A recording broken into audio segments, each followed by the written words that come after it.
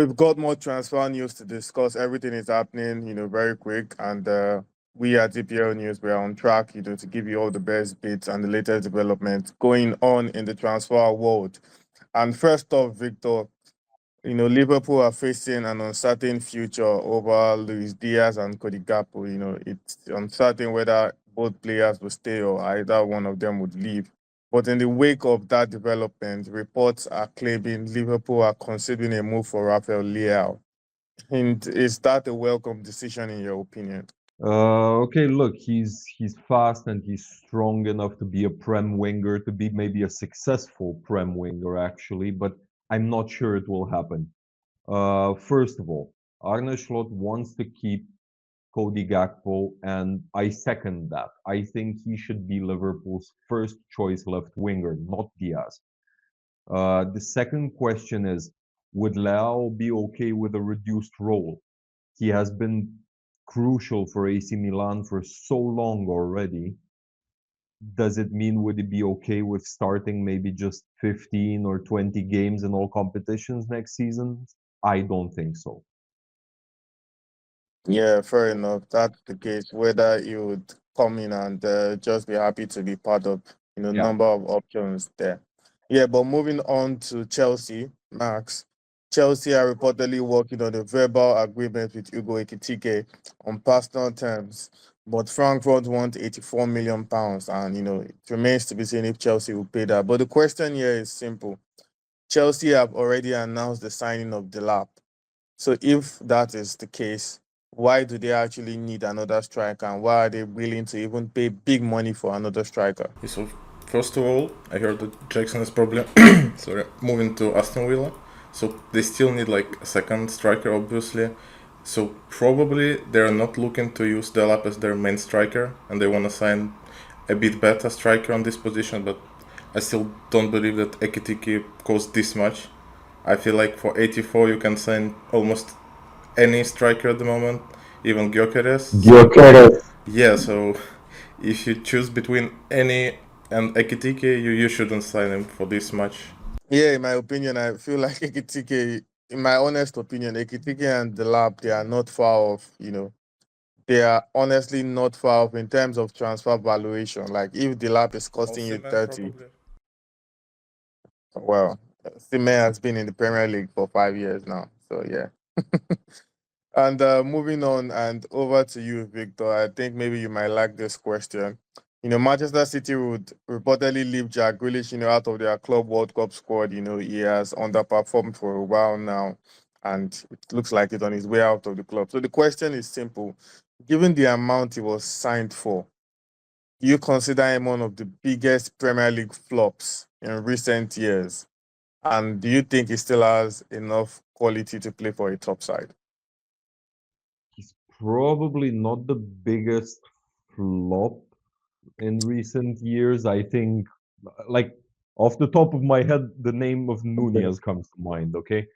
But with Grealish, he's been famously more in the news for things off the pitch in the last 2 years than on it. Yeah. So it's hard for any top club manager to take him seriously at this point because he doesn't seem to be taking his own career seriously. However, I think he would do a decent job for a team like Brighton or back at Villa, one of these sides pushing for Europe in recent seasons. I I would have said Fulham, but for God's sake, with his appetite for partying, keep him out of London. That would be a very bad combination. Yeah. Yeah, anyways, moving on and over to you, Max. Poetic, you're the one to answer this question. Umbuemo is reportedly asking for wages of £250,000 per week. For those who are watching, that would mean a 5 times increase on his current wages. That is what Umbuemo is asking for to join Manchester United. United have placed an initial bid of £45 million plus an extra £10 million in add-ons. But in your opinion, is the player worth that investment for United? Yeah, first of all, when you see this, you think that this is a crazy amount of money, but then I looked at the current salaries, and Casemiro have 350k, Mount has 250, almost 200 for Mates the league. So probably he's the one who can at least do something for this money, while others are just saving money from Man United, stealing it and chill. So probably, yeah, but it's still too much. But probably he will at least do something for that. Well, this explains why he chose United as the club he wants to join. I think it's pretty clear now. It was not They, the ambition. It was they the have money. been the opposite of Ebenezer Scrooge, okay? They've been Exactly. throwing money left and right at stuff that wasn't worth it. So Nah. I think he's well within his rights to ask for this sort of Yeah, salary from a and club then like we United. yeah, and then we sack people from stuff to Yeah, give money. that's a different story. Well, fair enough. And we're just going to have to see. But 250. I don't think maybe it's a bad thing if United pay him 250, £1,000 per week. The domino effect, though, is that if you're paying Mbeumo £250,000 per week, if you're bringing in another striker that is going to come in as more high profile than Mbeumo, then the striker will tell you if you're paying Mbeumo 250, then I should be taking 300. And then you're going to have issues like that all over the squad. That's the domino effect. But anyways, Yeah, but we moving on. already That's have United Casemiro story. with 350, so that's probably why he asked 250. Yeah, but Casemiro came in as a proven like world class player from Real Madrid, so What he one was round he Exactly. was then? justified. He was justified for Casemiro to an Exactly. extent. So yeah. But anyways, moving on and just on a final note, Victor, Everton are looking to add experienced players to their ranks, and they are looking, to resign John Stones. In your opinion, can Stones still play at the top level for Everton? Okay, I know this is a Liverpool fan talking, but are Everton really top level anyway?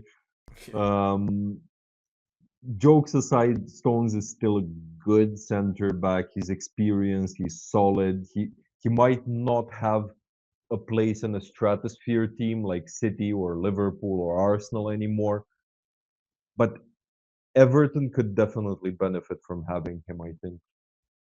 Yeah, I think they will benefit from having his experience. Someone who is also he will come with a winning mentality. Obviously, they would Yeah. obviously not win a title, but that winning mentality can do them a lot good. Yeah, and the problem with Everton is they might be losing Branthwaite anyway, so you do need something like I don't see a huge drop off in quality between Branthwaite and Stones, to be honest, even as um experienced now as Stones is, but I don't think there's a huge difference in quality between them.